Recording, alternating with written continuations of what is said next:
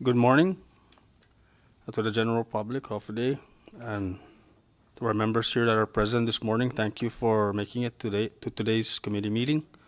It is Thursday, August 21st, 2025, here at the House Chamber. It's approximately 10:07 a.m. And before we proceed, I'd like to recognize the members that are here today before us. My bottom left, we have our floor leader, Representative Marissa Flores. To her left, we have Representative John Paul Sablon. To his left, we have Representative Vincent Aldon. And to his left, we have Representative Angelo Camacho. And then across the aisle to my right, we have Representative Danny Aquino and Representative Joe Flores. We have a total of 7 members, which constitutes a quorum to conduct our committee meeting this morning. And with us today, also, we have our LA staff, or our LB staff, our legal counsel, Mr. Joe Tyrone, and Mr. Nick Reboliman, our legislative assistant of the House. With that said, can I have a motion? Do we have a motion to adopt today's agenda? There's a motion to adopt today's agenda. Is there a second? And it has been seconded. All those in favor of that motion say aye. Aye. Those opposed say nay. Motion carries. Our agenda is hereby adopted for today's committee meeting. Then under item 3, we have public comments. I'd like to open the podium for anyone who wishes to speak on behalf of whatever's on the agenda today. Please state your name for the record. Thank you.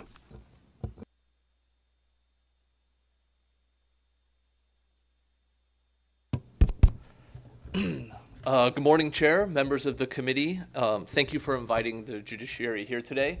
My name is Matthew Brown. I'm here as the Acting Director of Courts for the NMI Judiciary on behalf of the Chief Justice Castro and the presiding judge, Roberto C. Naranjo. The Judiciary is here to oppose House Bill 24-22, which seeks to remove critical funding from the Judiciary's infrastructure. These funds are not extra, they are essential to maintaining and improving our justice system. When the legislature created the Justice Center Fund in 2016, it recognized the urgent need for expanded facilities for the Judiciary, the Attorney General, and the Public Defender. The legislature found that the existing facilities housing the Commonwealth Supreme Court, the Commonwealth Superior Court, Judicial Administrative Office, and Law Revision Commission are inadequate to meet the current and anticipated future needs of our unified judicial branch on Saipan, Tinian, and Rota. That need has not gone away, and in fact, it has grown. To date, the USDA loan has not been dispersed, and the Justice Center has not been built. Diverting these funds now would undermine our efforts to secure financing and jeopardize projects like a new Tinian courthouse and current and future specialty courts such as the drug court and the mental health court. It's also important to clarify that nearly 80% of the revenues deposited into the Justice Center Fund are from non-traffic and criminal sources, such as recording fees, family court filings, appellate fees, and bar admissions. Only 20% come from traffic citations. And in fact, the Judiciary leadership has recently been in active discussions with the executive branch regarding a comprehensive fines and fees schedule to ensure transparency, consistency, and continued sustainability of these revenue sources. These collaborative efforts demonstrate the Judiciary's commitment to fiscal responsibility while addressing the Commonwealth's justice system needs. In the proposed fiscal year 2026 budget, the Judiciary has appropriated just over $200,000 for operations, barely enough to function. This amount covers the statutorily required 1% public auditor's fee, which is approximately $61,000, and hopefully enough to cover this year's court-appointed counsel billings. The Justice Center Fund is the only reliable mechanism we have to maintain our facilities on Saipan, Tinian, and Rota, and the JCF is also the only source of funding the Judiciary can access to sustain operations in FY 2026. As drafted, House Bill 24-22 provides that revenue diversion occurs only commencing on the date of disbursement of the loan proceeds from the USDA. Because the USDA Rural Development Loan has not yet been dispersed, all fines, fees, and revenues that should be deposited and credited into the JCF revolving account will by default be remitted to the general fund. This creates a significant gap in funding and undermines the legislature's stated intent to allocate 25% of JCF revenues to the Judiciary and 75% to DPW and DPS. The statute further fails to specify the Chief Justice's role in the remittance process. As written, the bill requires the Chief Justice as expenditure authority to oversee deposits and transfers from the JCF revolving fund account to the general fund, but provides no mechanism or timetable for calculating and distributing the percentages. Will it be calculated daily, monthly, quarterly, or annually? The absence of such guidance will creates uncertainty, exposes the judiciary to potential disputes, and invites administrative confusion that may impair compliance. Requiring the Chief Justice, head of a co-equal branch, to remit revenues to the executive branch undermines the separation of powers by making the judiciary a fiscal intermediary for legislative appropriations. For these reasons, we respectfully urge the committee to reject House Bill 24-22. At the very least, we ask that 75% of the revenues remain with the judiciary in recognition of the fact that we generate and collect the majority of these funds, and because the need for adequate judicial facilities is greater than ever. We also urge that House Bill 24-22 be amended to authorize the judiciary to use the Justice Center Fund revolving account for the maintenance, repair, and renovation of judicial facilities commencing on the date of this law's enactment, as opposed to the date of disbursement of a USDA loan. Thank you for your time and consideration. Thank you, Mr. Brown. And then under public comment, we're not allowed to debate legislations that's before us, but I'd like to ask our author here. I know you had made this specific request. Yes, and is it possible you can submit that comment to the committee? Yeah. Sarge? Yes, I can submit one. Sorry, Sergeant? Okay. You don't want to? Can I print it out? Okay. All right, thank you, Mr. Brown. Thank you. The podium's still open. Madam Secretary. Good morning to this august body. Thank you so much for entertaining House Bill 2447. I'm here to provide support and also answer questions later on, so I will be back.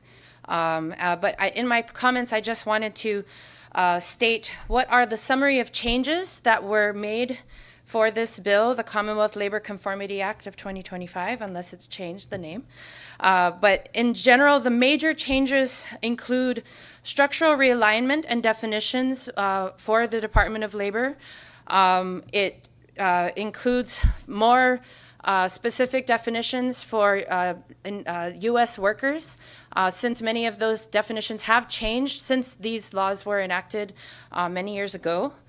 It is mainly to repeal, amend, and reenact several provisions from Public Law 15108 and Public Law 1701 since the CNRA has been passed. One of the things we noted is that while the word immigration was deleted from many of the regulations, a lot of the functions of immigration remained within these laws that have made it harder for the Department of Labor to enforce and protect U.S. workers, or all workers, not just U.S. workers. So part of the changes also strengthen the enforcement and hearing mechanisms for the Department of Labor. It also updates the U.S. eligible worker preference and workforce participation requirement to simplify the language a little bit more and actually identify a data source to be able to measure the workforce preference and participation requirements.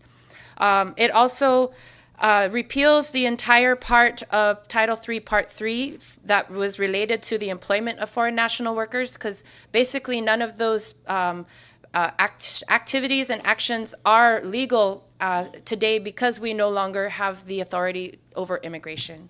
It also improves the remedies and sanctions for workers, further enhancing worker protections by extending the timelines from appeals and for filing cases so that people who have been denied justice have more time to be able to file and make these really important decisions for their future.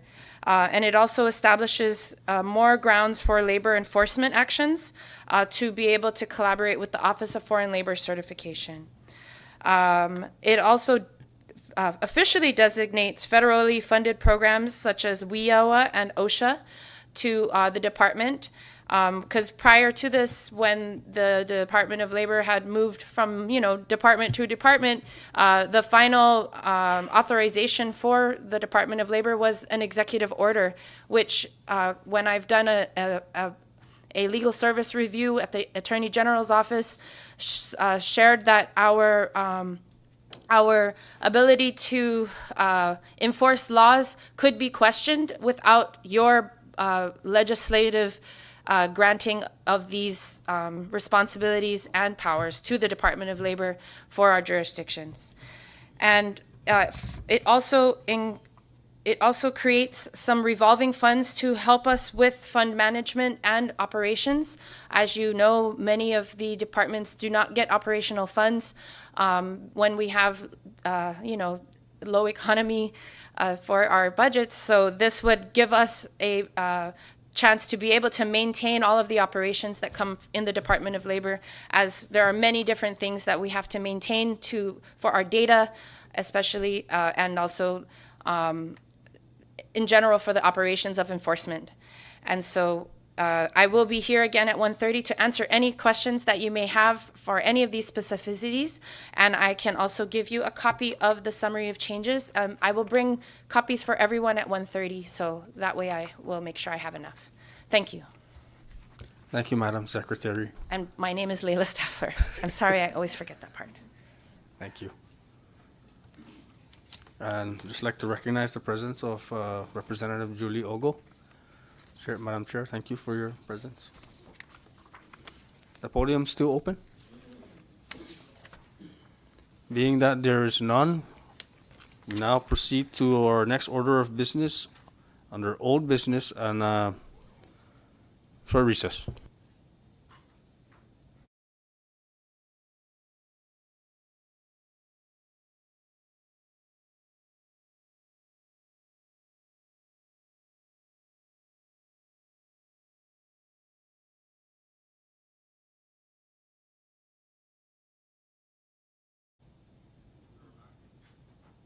We are back in our committee meeting, and as I mentioned earlier, we have a 11 o'clock ribbon cutting at the Beach Road. So I know some members are going to be making their way there. I know our speakers on the way there. So with that said, maybe members will recess and reconvene at 1:30 this afternoon. Thank you.